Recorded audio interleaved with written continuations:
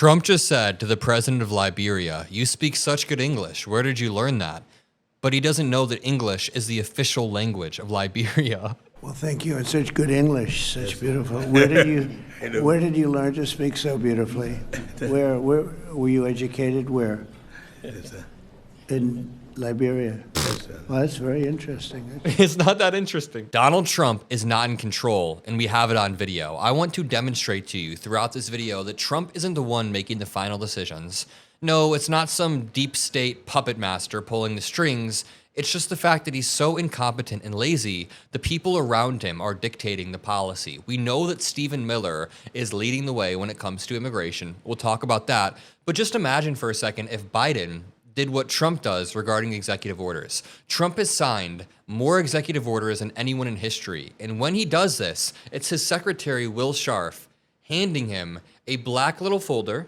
And Trump asks, "What is this? What am I about to sign?" And then Will Scharf, who could totally be lying, very briefly explains to him the executive order, and Trump signs it. Meaning, Trump isn't drafting these executive orders. He's not placing his thumb on the scale. He is being handed executive order after executive order, and he just signs them. Trump wants to attack Biden's auto pen, but Trump seems to not even be reading the executive orders before he signs them. And by the way, the auto pen has been used by many different presidents. So this week, we learned that Pete Hegseth, Donald Trump's defense secretary, for the second time decided to pause weapons shipments to Ukraine without Trump even knowing.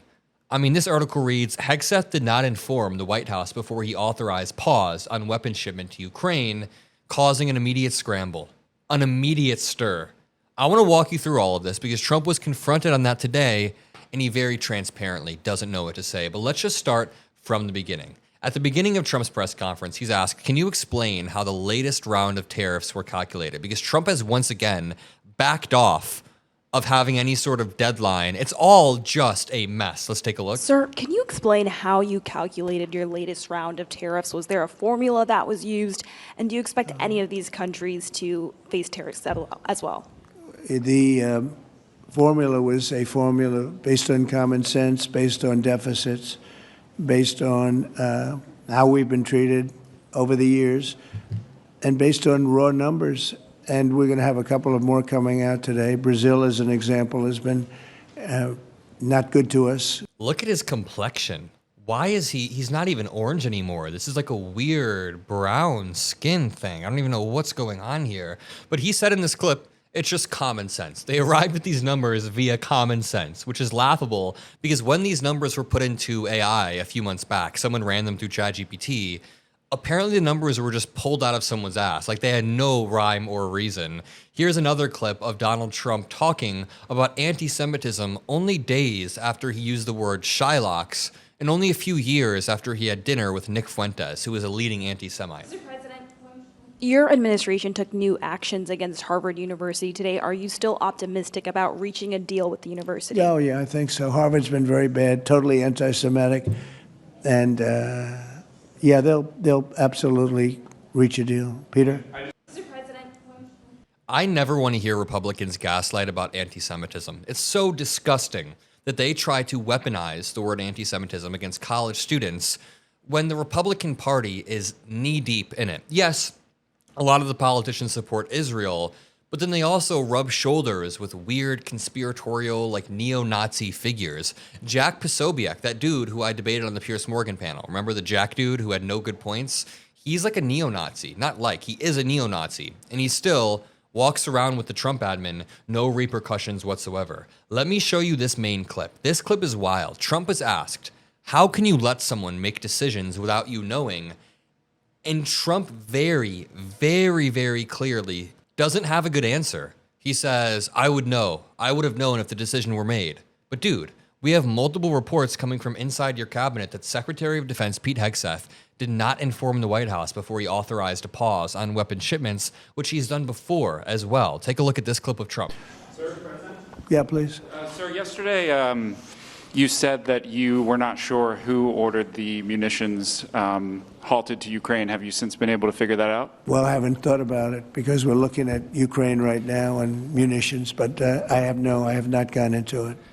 What does it say that such a big decision could be made inside your government without you knowing?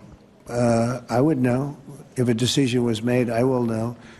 I'll be the first to know. In fact, most likely I'd give the order, but I haven't done that yet. Yeah, please. By the way, this guy is lying through his teeth. He is absolutely and utterly lying right now. I have more clips to play, but I hate when Trump supporters say all politicians lie, because it's different with Trump. What Trump does is a constant, relentless carpet bombing of the information landscape with falsehood, falsehood, falsehood, but it's coming top down from the president of the United States. That's the disgusting part. When the president is making up lies about election fraud, that is far different than some random activist on Twitter saying something crazy. Yes, do random far-left people on Twitter say wacky stuff? Of course. But that's just a random person on Twitter. Compare that to the top-down rhetoric coming from Donald Trump. Or what about the Republicans who were making fun of Zohran, calling to deport him? What about the Republican, wasn't it Andy Ogles? One of the Republicans was also making fun of the victims of the Minnesota shooting. It just never ends, so I don't want to hear this virtue signaling. Watch this clip of Fox News just cutting coverage halfway through the presser. You know, 1 year ago, Fox News would have killed to have any coverage of Trump in the White House. Now they cut away because they realize, you know, the underlying faults. Big problem in Africa.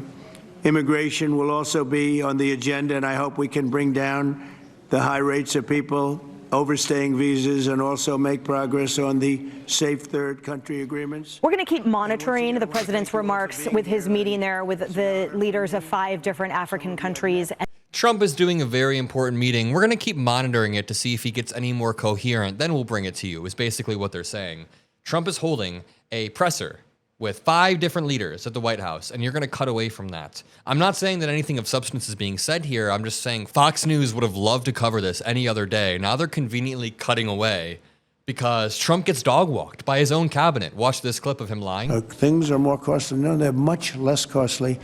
Yesterday, $1.99 a gallon. It's 2 states, 3 states. Things are more costly. No, they're much less costly. Yesterday, $1.99 a gallon. It's 2 states, 3 states. We're selling gasoline at $1.99. You haven't seen that for a long time. We haven't seen that for a long time, including now. There is no state selling gas at $1.99. What's gas like around you guys? Let me know in the comment section. I live in Chicago, and of course, gas will be slightly higher in a city just due to economic reasons, but right now it's like $4.50, $4.60. I even believe I saw $4.80 the other day, so it is nowhere near $1.99. The problem with Trump's platform that he ran on is they're all delusional lies. When he runs on ending the Ukraine war on day 1, literally impossible. You can't do that. So people turn on him when he inevitably begins to fund Ukraine again. When he runs on releasing the Epstein files, you can't do that if you're in the Epstein files. So of course, people are mad when he doesn't release them. He ran on being the peace president, but when Iran does develop nukes, you have to do something, so he goes back on his word. His entire platform was dumb and contradictory, and now he's eating crow on a day-to-day basis because he lied to his fan base, and his fan base is beginning to realize that they got lied to in a transparent way. I just made a video about that earlier. If you're watching this video right now, there's a good chance I am live below with Chris. Chris and I are doing the Chris and Adam show. We go live multiple times a week. Go check it out. I'll see you on the next video, and peace out.